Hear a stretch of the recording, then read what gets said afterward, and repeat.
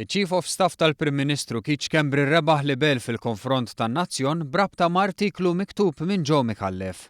L-artiklu ta' Joe Micallef kien marbut ma' Ryan Schembri, kuġin ta' Keith Schembri li ħarab minn Malta midjun ma' bosta persuni.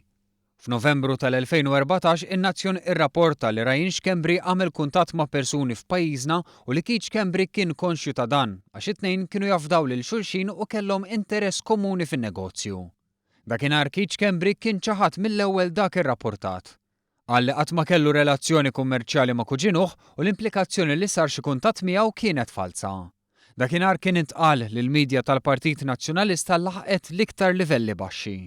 Fis-sentenza tagħha l-qorti tat kumpens massimu ta' 5,000 euro lil Schembri biex in-nuqqas ta' verità f'din l-istorja ta' Joe Micallef kien ikkonfermat ukoll f'sentenza ta' maġistrat. Saħansitra is-sentenza tgħidlek.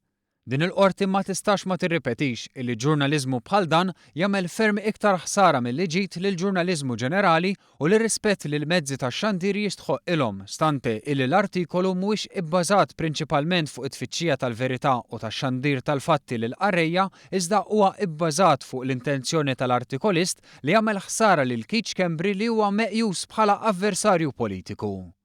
Jingħad ukoll li l-istorja kienet ukoll intenzjonata biex issir ħsara lill-Gvern u għalhekk l-artiklu kien meqjus bħala malafamanti u libellus.